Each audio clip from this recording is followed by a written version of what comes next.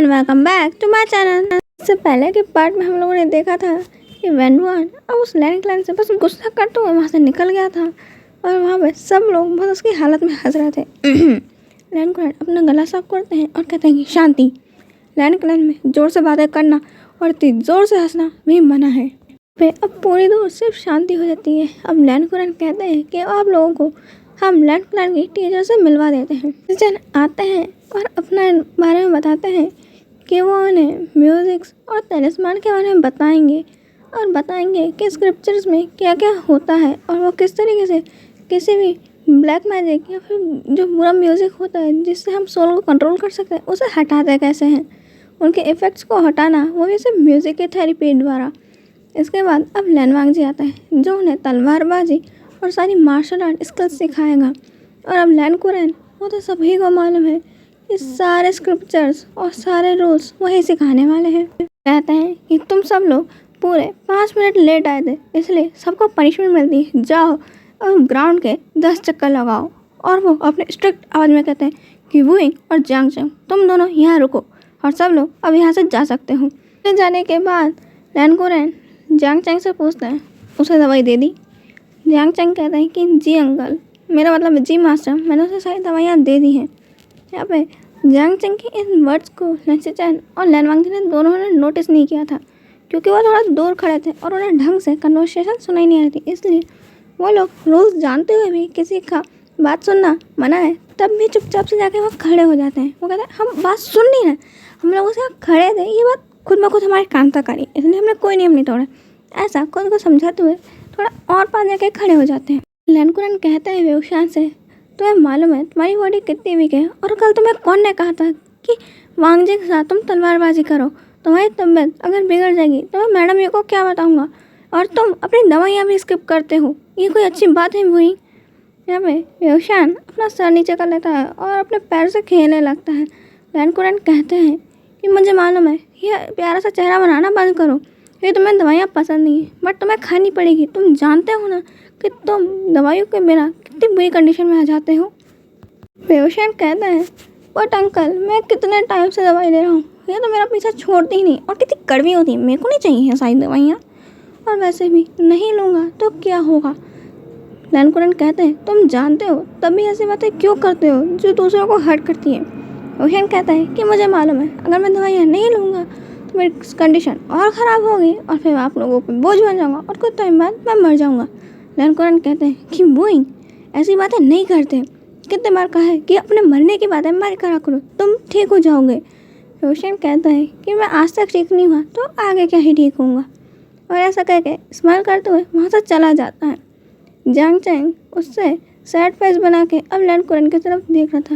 Land Curran कहते हैं कि तुम चिंता मत करो, मैंने इसकी मेडिसिन ढूंढ ली है, बस उसमें सिर्फ 2 हर्ब्स की कमी है जो बहुत ज़्यादा रेयर है, बट मैंने उन्हें पता लगा लिया है वो कहाँ है।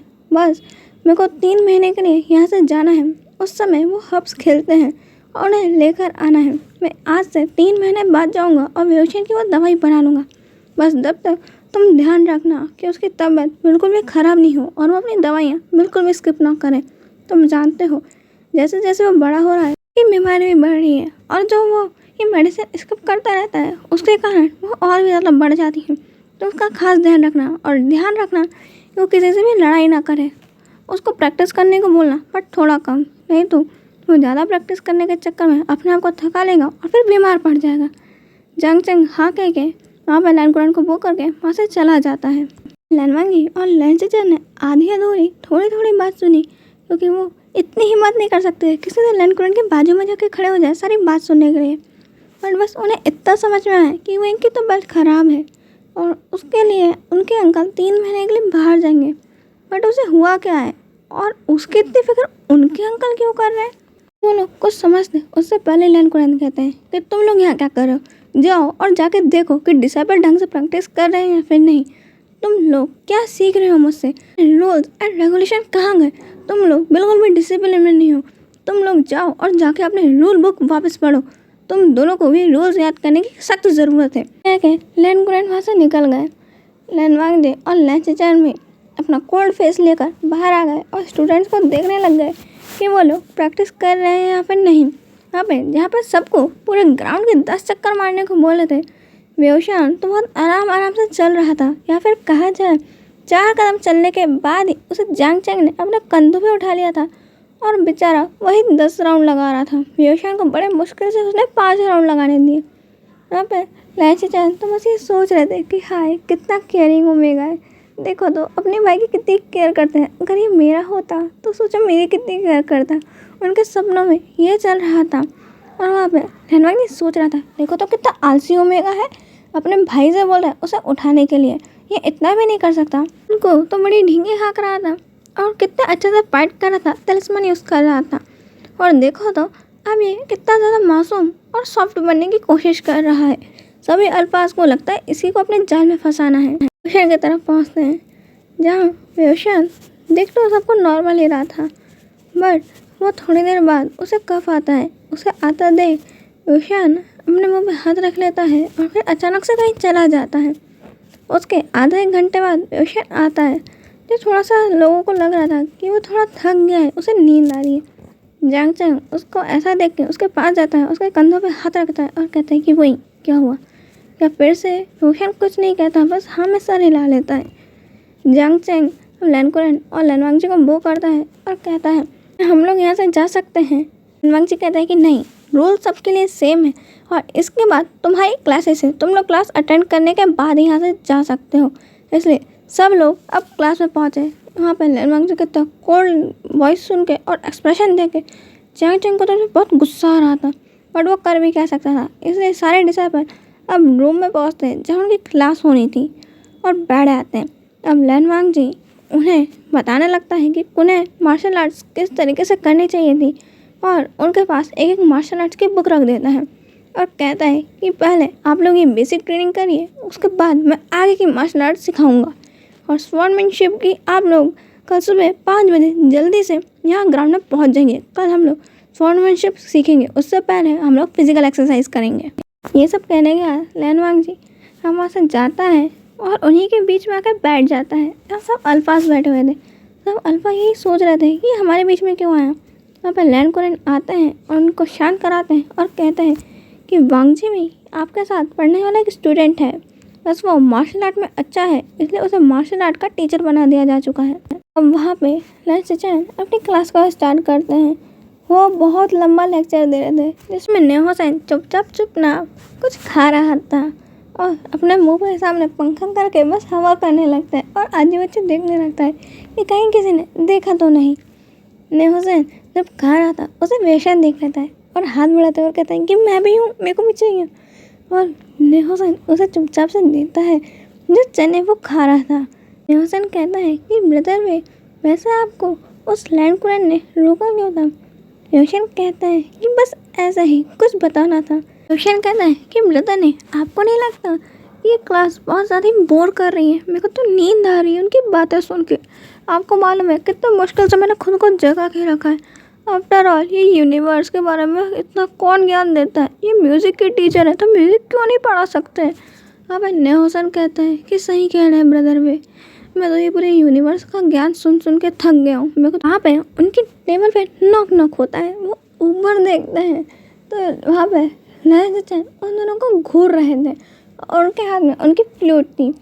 वो कहते हैं कि आप दोनों की अगर वार्तालाप समाप्त हो गई हो तो ज़रा मुझ पे भी ध्यान दे दीजिए।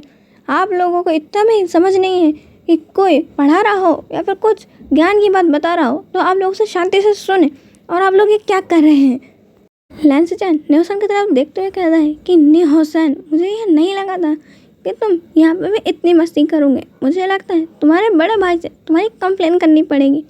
और इतना सुनते ही नेहो सेन डरने लगता है और वहाँ पे लैची चैन कहते हैं कि यहाँ पे आके तो तुम और भी ज़्यादा बिगड़ते जा रहे हो और तुम्हारे भाई ने सोचा था कि यहाँ पे आके तुम और डिसिप्लिन में आओगे, तुम तो पहले से भी ज़्यादा बिगड़ गए हो। लैची चैन वेवशान की तरफ देखते हैं और कहते हैं कि वेवशान वैसे तो तुम ग्राउंड के सिर्फ 5 चक्कर लगाए हो, 5 तुम्हारे बाकी हैं, तब भी मैंने तुम्हें कोई पनिशमेंट नहीं दिया क्योंकि 5 चक्कर तुम्हारे बदले के तुम्हारे भाई ने तुम्हें कंधे पे लेकर लगा लिए थे। पर यहाँ पे अपना काम खुद करना पड़ता है, इसलिए जो टारगेट तुम्हें दिया गया था उसे ना पूरा करने के लिए आज शाम को तुम्हें खाना नहीं मिलेगा। और अभी जाओ और रूम के बाहर खड़े हो जाओ। वेवशान स्माइल करता है और अपनी सीट पर से उठ जाता है। जियांग चिंग उसका हाथ पकड़ लेता है और वो गुस्से में लैंसचैन की तरफ देखने लगता है और फिर वेवशान की तरफ देखते हुए आंखों ही आंखों में इशारों में कहता है कि तू रुक, मैं सब बताता हूँ। पर वेवशान उसे रोक देता है कि कोई ज़रूरत नहीं है, मैं बाहर चला जाता हूँ। और स्माइल करते हुए रूम से बाहर चला जाता है मस्त सीटी बजाते हुए। और वहाँ पे रूम के बाहर जाने के बाद वेवशान एक जगह खड़ा नहीं था, पूरे लैंड क्लैन का टूर करने के लिए वो खुद ही निकल गया था। वहाँ पे उसे मिली हुई थी पनिशमेंट और घूम के वो चीज़ों को देख रहा था और कभी कभार तो मेट्स को परेशान भी कर रहा था और खड़े होके कई टाइम तक उनसे फ्लर्ट भी मार रहा था। वहाँ पे वो तो ओमेगा से फ्लर्ट कर रहा था और कई बीटा से, और वो भी हंस हंस के वेवशान से बातें कर रही थी। वेवशान एक बीटा के बाल पकड़ के, बीटा लड़की के बाल पकड़ के बस खड़ा हुआ था और कह रहा था कि तुम्हारे बाल बहुत खूबसूरत हैं, आखिरकार तुम इतनी खूबसूरती संभालते कैसे हो? खूबसूरत नहीं ना, आज तक इस लैंड क्लैन में क्या कर रहा है, क्या तुम बोर नहीं हुई? तो लड़की भी हंसते हुए कहते हैं कि आप भी ना, आप लोग कैसे बात करते हैं, आप ऐसे कैसे बोल सकते हैं, हमारा क्लैन इतना बुरा भी नहीं है। वेवशान कहता है कि अगर आप कह रही हैं तो सच ही होगा, अगर इस क्लैन में आप जैसी ब्यूटीफुल लेडी हो सकती है तो ऑफ कोर्स आप सच ही कहेंगी। वो लेडी फिर से हंसते हुए कहती है कि आप ये क्या कह रहे हैं, मैं इतनी भी सुंदर नहीं हूँ। वेवशान कहता है कि नहीं नहीं, आप इतनी नहीं, आप बहुत ज़्यादा खूबसूरत हो। अगर चांद तारों को भी मैं आपसे कंपेयर करूं तो बेचारे वो भी शर्मा जाएंगे। वेवशान की सारी फ्लर्टी बातें सुन के लैंसचैन का तो सर ही पक गया था कि ये कैसा ओमेगा है, बेशर्मों की तरह एक बीटा से जाके फ्लर्ट कर रहा है। और ये बीटा जन जाते हैं और उस बीटा को अपने काम करने में ध्यान रखने को कह के वहाँ से चले जाते हैं। और लैंसचैन कुछ कहते हैं उससे पहले ही वेवशान कहता है कि आपका गिर गया है। लैंसचैन कहते हैं कि क्या मतलब है तुम्हारा? वेवशान कहता है कि आपका पेंडेंट गिर गया है नीचे, उठा लीजिए। वहाँ पर लैंसचैन देखते हैं कि उनका एक पेंडेंट नीचे गिर गया, वो उठा के रखते हैं। वेवशान कहते हैं कि ओहो, ये थोड़ा छोटा है बट अच्छा दिखता है। लैंसचैन फिर उसकी तरफ ऐसे देखते हैं कि ये क्या बोल दिया। वेवशान कहते हैं कि पेंडेंट थोड़ा छोटा है बट सुंदर दिखता है, कई लोग बड़े वाले पेंडेंट रखना पसंद करते हैं ना, यू नो। लैंसचैन कहते हैं क्या तुम कुछ भी सीधा नहीं कह सकते? वेवशान कहता है क्या आप कुछ भी सीधा नहीं सुन सकते? लैंसचैन कहते हैं कि तुमसे तो बात ही करना बेकार है। वेवशान कहता है तो किसने कहा करो, आप ही आए थे यहाँ पे बात करने के लिए, मैं तो शांति से उस ब्यूटीफुल लेडी से बातें कर रहा था। लैंसचैन कहते हैं कि तुम कभी नहीं सुधरोगे। वेवशान कहता है कि मैं बिगड़ा ही कब था। दूर खड़े होकर लैंडमार्क ये सारी बातें सुन रहा था। अब वो जाता है, लैंसचैन को ग्रीट करता है और वेवशान की तरफ देख के उसे घूरने लगता है, वो भी अपनी बिल्कुल सूखी आंखों से।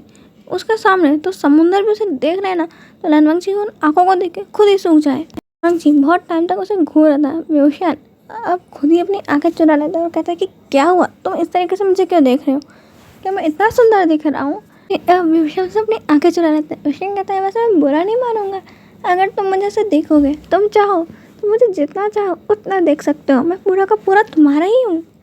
लैंडमार्क जी अपने दूसरी तरफ फेस ही कर लेता है और उसके कान पूरे पिंक हो चुके थे। वो कहता है शेमलेस, और वहाँ से ये कह के वो बेचारा भाग ही जाता है लाइब्रेरी की ओर। ये सारा नज़ारा दूर खड़े होकर जिन गोंगियाओं देख रहा था, जो पूरा जल भूंज के राख हुए जा रहा था। वो एक पिलर पे जोर से मुक्का मारता है और कहता है कि तुम जब से आए हो इन दोनों लैंड ब्रदर्स पे लाइन मार रहे हो और कितने बेशरम ओमेगा हो। अल्फाज से कोई ऐसी बात करता है और ये कह के गोंगियाओ एक क्रीपी से स्माइल करता है और कहता है कि कोई बात नहीं, कुछ टाइम बाद तुम स्माइल करने लायक ही नहीं बचोगे, क्योंकि तुम्हारी ज़िंदगी में कुछ ऐसा होने वाला है जिसके बारे में तुम कभी सोच भी नहीं सकते, और अगर तुम सोच भी सकते हो तो उसे कहने की ताकत किसी भी ओमेगा की नहीं होगी। जिन गोंगियाओ वहाँ से चला जाता है। आज के लिए इतना ही, हम मिलेंगे नेक्स्ट पार्ट में, बाय।